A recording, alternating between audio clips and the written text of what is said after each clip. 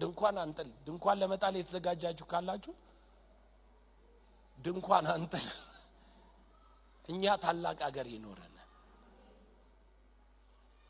እኔ እንደ ድሮ እንዲኖርም አልፈልግም እኔ ፊውቸር ነኝ የእውነት ማለት አንደኛ ሰውየው ካለበት ነው ቆሞ የሚገጥመው ካለበት ማለት ለምሳሌ የሆነ የድሮ ኢትዮጵያ ናፋቂ ከሆነ ሰውየው ከዛ ቆሞ ነው የሚዘፍነው የፊት ኢትዮጵያ ናፋቂ ከሆነ ደግሞ ከፊት ኢትዮጵያ ቆሞ ነው የሚዘፍነው የፊት ኢትዮጵያን አይቶ የሚዘፍን ሰው ካለ ወይ የሚገጥም ሰው ካለ እርግጠኛ ነኝ በታሪክ የሚመኩት አይወዱትም ኢትዮጵያ ታላቅና ሚሉት አይወዱትም የፊት ኢትዮጵያን የሚያይ ሰው የኋላ ኢትዮጵያ የሚያይ ደግሞ አሁን ባለው ደስ አይለው ውሸት ነው እውነት ነው እኮ ይሄ ነው እኮ ከቆምክበት ነው የምትናገረው ከቆምክበት ነው የምትገጥመው ከቆምክበት ነው የምትዘፍነው ከቆምክበት ነው ከዛ በኋላ የዘፈንከውን ደግሞ የሆነ ቦታ እንዲመጣል ፈልገ ነው ያ ከባድ ነው እና ለማንኛውም እኛ ሟርታና ምንም ድንኳን አንጥል ድንኳን ለመጣል የተዘጋጃችሁ ካላችሁ ደሞ እስቲና ጋር ሰምተነው እንመለስ ድንኳን አንጥል እኛ ታላቅ ሀገር ይኖርና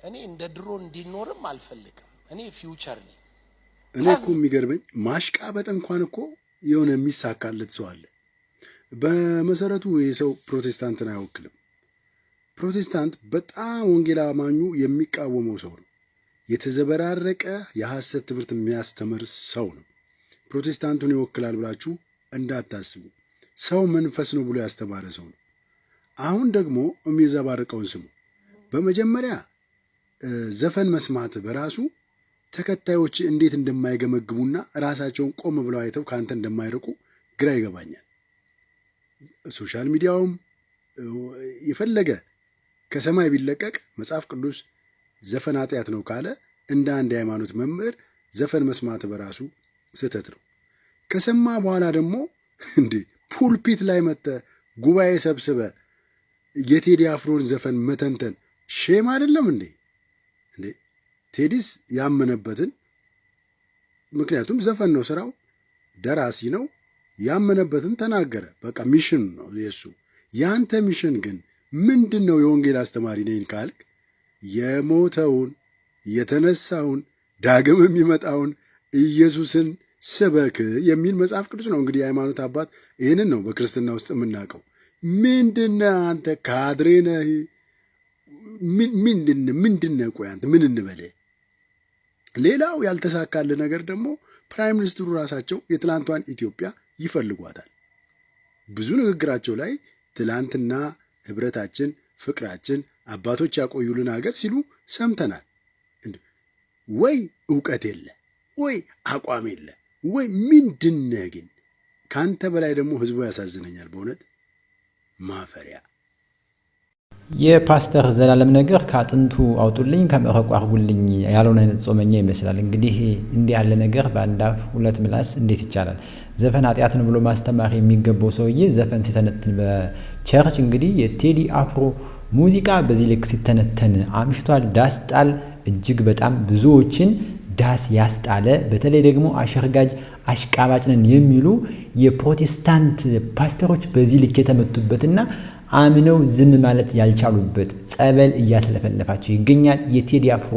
ጸበል በዚህ ልክ እንግዲህ ብዙዎችን እያስለፈለፈ ይገኛል የምን ያህል ማሽቃበጥ ነው እንግዲህ በዚህ ልክ ነው እንግዲህ መምህር ማለት አንድ ፓስተር ነኝ ብሎ ከህዝብ ወግኖ ለህዝብ ድምጽ ማስተማር ሲገባ ቴዲ አፍሮን በዚህ ልክ ሲሰብክ ብሏል። እባክህ ወንጌሉን አንሳና ለሚከተል ህዝብ ወንጌል ስበክ። ቴዲ አፍሮ ሙዚቀኛ ነው፣ ሙዚቃውን የሰራ አንተ ስራህ ሌላ ነው፣ ስራህን ስራ እባክህን ፓስተር። እጅግ በጣም ያሳዝናል። በዚህ ልክ ነው እንግዲህ ዘፈን ኃጢአት ነው እያሉ የሚመጻደቁ ግጥም አድርጎ ሰምቶ እያንዳንዷን በዜማ እያንዳንዷን ግጥም ሸምድዶ ወጥቶ በቸርች ቴዲ አፍሮ ሲሰበክ ውሏል።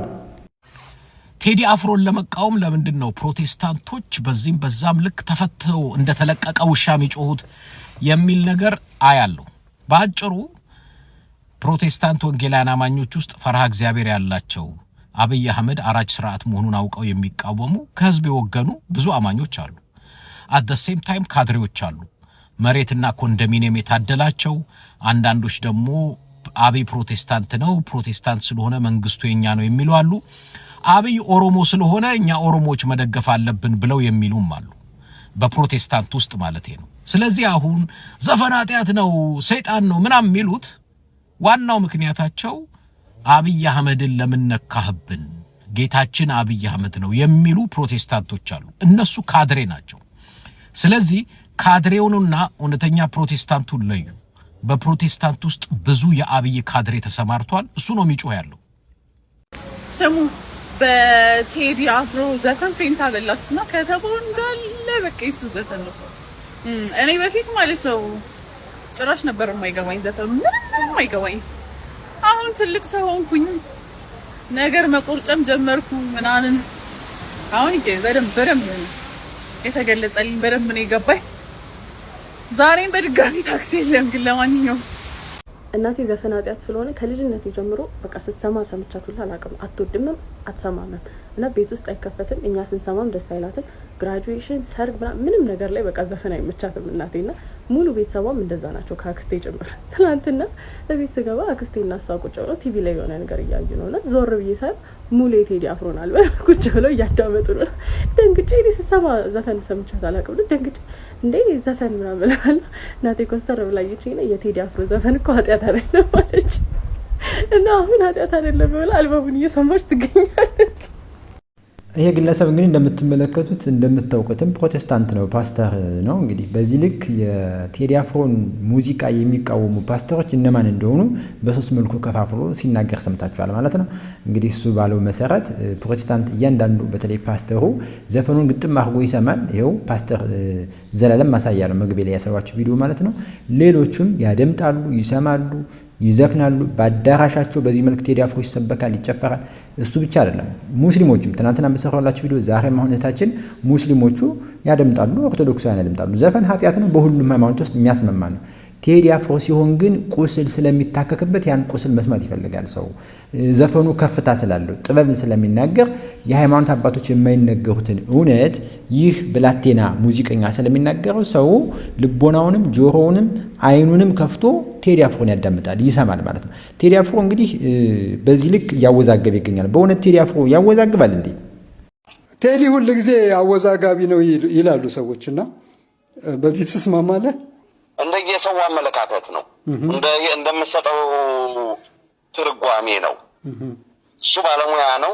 ቲፎዞ ለማግኘት ወይም ደግሞ አወዛጋቢ ሆኖ ለመቅረብ ያደርጋል ብዬ እኔ አላስብም። በቃ ባለሙያ ነው፣ የጥበብ ሰው ነው። አንተም ለጥበቡ ቅርብ ነህ፣ ታውቀዋለህ አይደለ?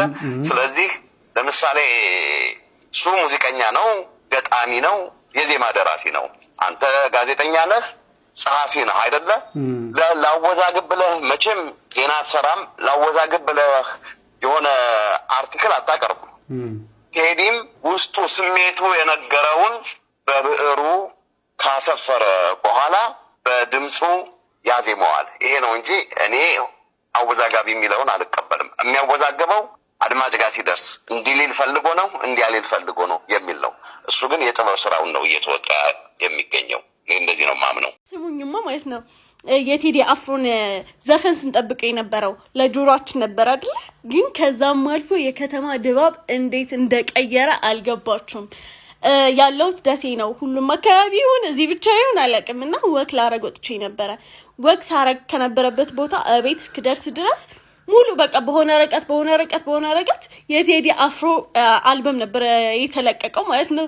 እና በቃ የሆነ ቫይብ አለው ምናምን እንዴት ደስ እንደሚል በቃ ፎርሹ ደግሞ ማለት ነው አስፓልት ላይ ወክ ሲያደርግ የነበረውን ሰው ራሱ ኤርፎኑን አውልቄ ብሰማው የቴዲ አፍሮ ዘፈን ነው እና በቃ ደስ ሲል ሰዎች ለምንድነው ቴዲ አፍሮ በዚህ ልክ በሚሊዮን የሚሆን ሰው ኢትዮጵያ ውስጥ የሚወደው አድናቂው ለምንድነው ይሄን ያህል ሚንሰፈሰፍለት ብሎ ጥናት ማድረግ አንድ ነገር ነው እንጂ ሰው ለምን ወደደው ብሎ መቅናት ይሄ ፍጹም በሽታ ነው እንጂ ጤናማ አስተሳሰብ አይደለም።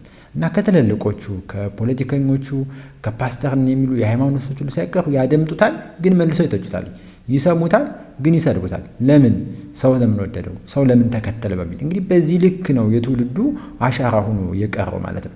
ይሄ እንግዲህ በልብ ላይ የተጻፈ ነው። በምን ታምር ሊጣፋ አይችልም። በመስራት ምናልባት ቴዲን የሚበልጠው ሰው መጥቶ ያን መቆጠር ይቻላል እንጂ በዚህ ልክ በመርገም አይሆንም። የቴዲ ሚውዚክ እንደጠበቅ ነው አይደለም፣ ኦቨርሬትድ ነው ያላችሁ ሰዎች እንዴት ነው አማርኛ የማዳመጥ ስኪላችሁ እንዴት ነው? ችግር የለውም ዴቨሎፕ ማድረግ ይቻላል። ኢትስ ስኪል እና ይሄ ልጅ የለቀቀው 18 ዘፈን ሳይሆን 18 አልበም ነው። ወደዳችሁም ጠላችሁ ታክሲ ስትሄዱ ታዳምጣላችሁ፣ መንገድ ላይ ስትሄዱ ታዳምጣላችሁ፣ ትራፊክ አስቆሟችሁ እኔ ከጎናችሁ ኮንኩ እኔም ከኔ መኪና ውስጥም ታዳምጣላችሁ። ሶ ወደዳችሁም ጠላችሁ ታሪካችሁ እንድታውቁ አደረጋችሁ እንጂ ማቀንቀን ብቻ አይደለም። ኪንግ ኢዝ ባክ። እነዚህ ልጆች መች ስማያቅ የለም ሙሴና ብሩክ ኒውስ ናቸው እና በጣም አፍረንባቸዋል። እግዚአብሔርን የመጨረሻ ማለት ነው። እና አንፎሎ ምናምን ቻሌንጅ ብሎክ ቻሌንጅ ምናምን መጀመር አለበት እነዚህ ልጆች ላይ። ለምን አትሉም? የቴዲ አፍሮን የሙዚቃ አልበም ኢትዮሪካ ሲለቀቅ አንዳቸውም ምንም ያሉት ነገር የለም። እንደ ሌላ ነገር ላይ እኮ እንደ ቁራ ነው ሲጮህ የሚሉት። እግዚአብሔርን የሆርሙዝ ሰርጥ የአሜሪካ ምናምን የእስራኤል ጦር የእንትን የማይዘግቡን የማታደርቁን ነገር የለም። አሁን ቴዲ አፍሮ ላይ ምን ተገኝቶ ነው እንደዚህ ሆናችሁት? ምድረ በጭባጫ ስታስጠሉ እግዚአብሔር ባለጌዎች ሾካካ ሁላ። ቴዲ አፍሮ እንግዲህ በዚህ ልክ ኢትዮጵያን ከሐሙስ ጀምሮ እስካሁን ድረስ አጀንዳ እንደሆነና በአድናቂዎች ዘንድ ብዙ ትንታኔና ድንቅ ነገር ተሰጠ ይገኛል። እንደምትመለከቱም እነዚህ እንግዲህ ቲክታከሮች ስለ ቴዲ አልዘገብም ብለው የቴዲ አድናቂዎች እጅግ በጣም አዝነውባቸዋል። አንፎሎ እናደርጋቸው ብሎክ እናደርጋቸው የሚሉ ሰዎች በዝተዋልኝ። ለምን አልዘገቡም? እንግዲህ የግላቸው ጉዳይ ነው። ይሄ ብዙ መብት መጫን ተገቢ ነው ብዬ አላስብም። ሰውም ደግሞ አንፎሎ ማድረግ መብቱ ነው። ነገር ግን በዚህ ልክ ቴዲ ተጽዕኖ ፈጥሮ ሁሉን ነገር እያንቀሳቀሰው ስታዩ እጅግ በጣም በህዝብ ዘንድ መወደድ ምን ያህል ዋጋ እንዳለው ትማሩበታላችሁ ማለት ነው። ሰላም ለእናንተ ይሁን። ሰላም ቆዩ።